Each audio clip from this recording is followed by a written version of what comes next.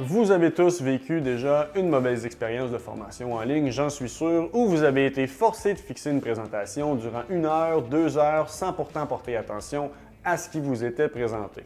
Certaines personnes ont encore d'ailleurs un préjugé défavorable face à la formation en ligne à cause de cette mauvaise expérience, et soyons honnêtes, personne ne peut les blâmer. Il n'y a rien d'intéressant dans une formation monotone qui s'éternise. Si je vous disais toutefois que le problème ne vient pas de votre part, mais plutôt du formateur ou de la formation. Je vous apprends rien en vous disant que l'on n'apprend pas tous de la même façon. La mauvaise expérience que vous avez en souvenir provient donc non pas d'un manque d'intelligence de votre part, mais plutôt peut-être d'un manque de considération de la part du formateur face au portrait d'apprentissage des participants. La bonne nouvelle, plusieurs de ces formateurs ont depuis appris de leur erreur et il existe maintenant plusieurs techniques afin de remédier à la problématique.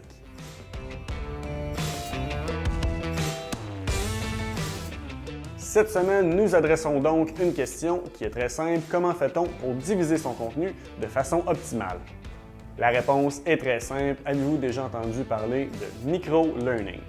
Le micro-learning est une approche de formation basée sur des présentations courtes et ciblées. On parle d'environ 3 à 5 minutes, conçues pour atteindre un objectif d'apprentissage spécifique. Typiquement conçu de divers formats de contenu, il s'agit d'une approche de formation qui est basée sur l'apprenant et non plus sur le formateur. Donc, tous les aspects du micro-learning garantissent que votre formation sera ainsi facilement accessible, rapidement complétée et surtout appliquée par les apprenants. Il existe une raison très simple qui explique l'émergence soudaine du micro-learning. La nature humaine étant ce qu'elle est, une personne peut en moyenne oublier jusqu'à 80% des informations qu'elle a apprises dans les 30 jours suivants. Il est donc important de lui doter d'outils, de méthodes afin d'optimiser la rétention de l'information. Pour bien être en mesure de diviser son contenu, il faut d'abord connaître son audience. Donc, l'évaluation des compétences et de l'expertise des participants est la première étape cruciale afin de développer une expérience de formation en ligne qui sera à la fois engageante, efficace et inoubliable. Il faut comprendre que vos apprenants ont tous des portraits d'apprentissage très différents. Une fois ciblés, à vous de capter l'attention de vos participants. Il existe différentes façons.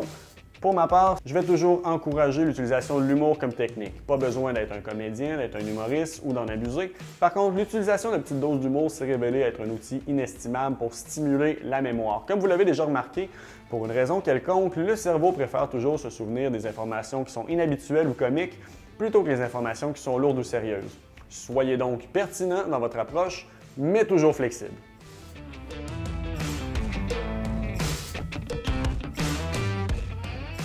Comme la capacité d'attention d'une personne est plus que limitée, accommodez-les en allant droit au but. Donc, la mise en place d'une déclinaison de votre contenu basée sur les compétences ou les techniques que l'on vise à enseigner est donc une importance capitale. Réfléchissez à ce que vous désirez enseigner tout en ayant des attentes réalistes face à votre cours. Essayez de ne pas étouffer le contenu avec de l'information inutile. Concevez donc une structure de cours dans laquelle de très gros volumes d'informations sont divisés en petites sections clés. Plus votre déclinaison se veut d'étape en étape, plus il sera facile pour vos employés, vos membres, vos utilisateurs de plateforme de créer un modèle de mémorisation qui sera efficace et simple à utiliser. La cadence entre les périodes de concentration et les transitions entre vos leçons permettent entre autres à l'apprenant de mieux digérer l'information qu'on vient de lui présenter.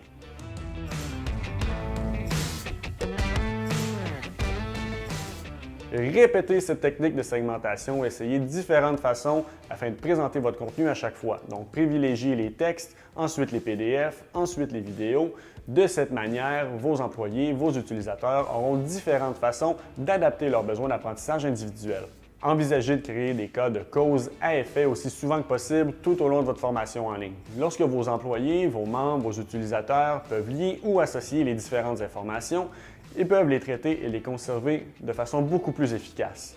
En conclusion, l'aspect le plus important lorsque l'on divise son contenu est s'assurer que chacune des sections amène une vraie valeur ajoutée à l'apprenant. Chaque module, chaque leçon doit combler l'atteinte de résultats de l'un de vos objectifs spécifiques. En tenant compte de tous les points qu'on vient de discuter, vous garantissez non seulement à votre apprenant la meilleure des expériences d'apprentissage, mais également la meilleure des chances pour votre formation de bien performer. Ainsi, tout le monde y gagne.